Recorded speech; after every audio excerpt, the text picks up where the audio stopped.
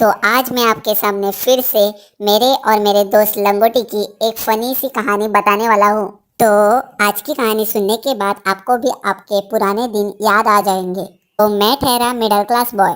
तो मेरा बाप बहुत सिंपल आदमी था और उसे नशा जैसी बातों का कुछ भी रस नहीं था। अगर उसने गुलाब के फूल का सुगंध लिया तो उसके लिए यही नशे से कम नहीं था। तो इस जैसे सिंपल फैमिली में बड़े होने के बाद अगर आप नशा करना चाहते हो तो आप एक मर्डर बन जाते हो। नशा और मर्डर ये कैसे रिलेटेड है यह मैं आपको बताता हूँ, थोड़ा सब्र रखो। तो एज्यूम करो आप एक मिडिल क्लास फैमिली में पले बड़े हो और अगर आपको किसी ने दारू पीते हुए पकड़ा और उन्होंने जाके आपके माता पिता को बता दिया, माँ चूत गई। यह सुनने के बाद सदमे में अगर आपके माता पिता को अटैक आ जाता है तो यह आपके कारण हुआ, इसलिए आप भी मर्डरर बन गए ना। अभी आप समझे ना, सिंपल फैमिली में नशा करना इज इक्वल टू मर्डर कैसे होता है। तो इसी थॉट के कारण मैंने अपनी दारू की वर्जिनिटी को 10वीं के सेंड ऑफ तक बचा के रखा था। तो दारू के मामले में मैं पूरा प्योर वर्जिन था। मेरा वर्जिन रहना उस लड़के के जैसे था जिसे सैक करने की बहुत चुल मची रहती है पर उचित चांस न मिलने के कारण वह वर्जिन ही बना रहता है। शाबाश। तो 10वीं के कक्षा में नॉर्मली बच्चों को 10वीं का बहुत टेंशन रहता है, पर मुझे और मेरे दोस्त लंगोटी को कभी भी 10वीं का टेंशन नहीं हुआ। हमें तो सेंड ऑफ का ही लोड था। मतलब सेंड ऑफ में कौन से कपड़े पहने और साथ ही साथ सबसे बड़ा कांड कौन सा करे यह सोचने में ही हमारा लोड बढ़ चुका था। ठीक है। तो एक दिन मेरे को लंगोटी कहता है, चल दोस्त सेंड ऑफ के दिन हम क्लास में पंखे टेढ़े कर देंगे। यह सुनते ही मैं उससे कहता हूँ, क्या छोटे बच्चों जैसे आइडिया दे रहा है, अब थोड़ा मर्द बन, तेरे पेट के नीचे भी बाल आ चुके हैं। यह सुनते ही लंगोटी का ईगो हर्ट हो चुका था, तो वो मुझे कहता है, अब तू सेंड ऑफ को मुझे मिल, मैं तेरे को कुछ ऐसा सरप्राइज दूंगा जो तू देखने के बाद बहुत खुश हो जाएगा। जोश में मैंने भी कहा, ओके ठीक है मैं देख लूंगा। तो जैसे जैसे सेंड ऑफ के दिन पास आने लगे ऐसे मेरे दिमाग में बहुत से विचारों का भंडार आ चुका था।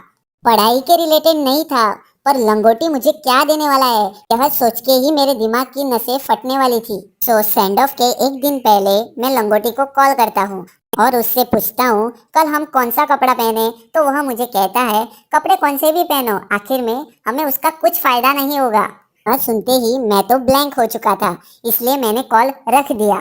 कपड़ों का कुछ फायदा नहीं होगा, इसका मतलब क्या हुआ? मतलब वो हमारे कपड़े उतार के फेंक देगा।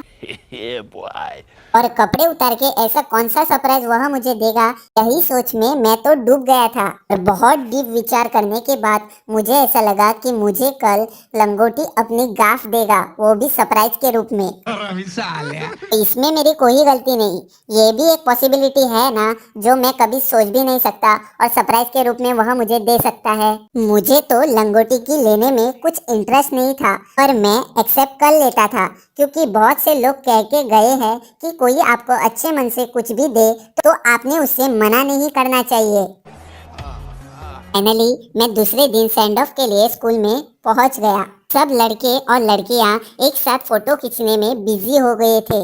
मेरी क्रश तो मुझे देख भी नहीं रही थी और साथ ही साथ वह राहुल के हाथों में हाथ डालकर खड़ी रह के अच्छे पोज देकर फोटो निकाल रही थी। इस डिप्रेशन में मुझे लंगोटी अपनी कब लेने देगा ऐसा थॉट आ गया था।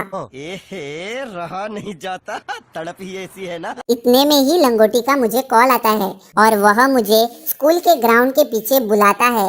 यह सुनने के बाद मेरा तो डाउट कंफर्म हो चुका था कि आज मुझे लंगोटी की लेने को मिलेगी। ऑलरेडी डिप्रेशन के कारण मेरे हार्मोन कुछ अलग ही रिस्पांस देने को लग गए थे। मतलब मेरे अंदर एक एक्साइटमेंट जाग उठा था कि मैं आज किसी की तो ले लूंगा। जैसे ही मुझे लंगोटी सामने से देखता है वह अपने गाड़ी से उतर जाता है। मुझे लगा अब ये झुकेगा, इसलिए मैंने बोला, भाई सब कुछ खुले में करना सेफ नहीं रहता। तो वो मुझे बोलता है, कुछ नहीं, पहले थोड़ा ले ले, बाद में फिर से आएंगे, बहुत देर तक चलेगा। मैं तो इतना एक्साइटेड था, पर इसका एक्साइटमेंट देखकर मैं तो डर गया था कि उल्टी ये ना मेरी ले ले। अभी मजा आएगा ना भिड़ो। इतने में वो अपनी गाड़ी की डिक्की खोलता है। मैं समझा अब ये मुझे प्रोटेक्शन डालने को बताएगा, इसलिए मैं उसका मजाक बनाने के लिए मैंने उससे कहा, तू मां नहीं बन सकता ब्रो। कॉन्फिडेंस तो वो मुझे कहता है क्या बकचोदी कर रहा है, और जैसे ही उसने अपने गाड़ी की डिक्की खोली तो मेरे हार्मोन कुछ अलग ही प्रकार से बदल गए।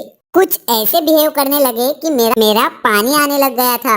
अरे भाई लोग, मुंह से पानी टपकने लग गया था क्योंकि वो दारू लेके आया था।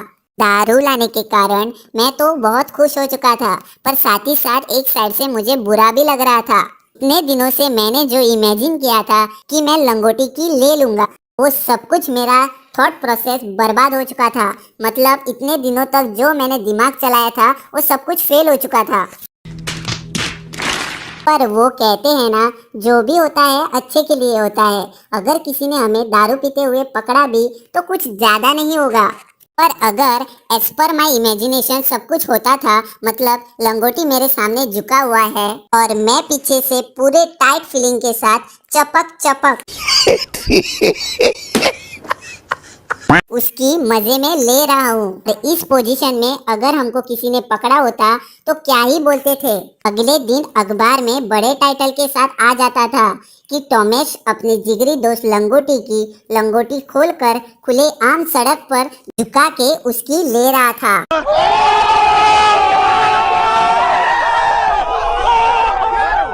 Thanks for listening guys. ये तो सिर्फ एक झलक थी, सेकेंड पार्ट आगे आने वाला है। इसके बाद हमारे साथ क्या हुआ था वो भी जानना है तो सब्सक्राइब जरूर कर लेना।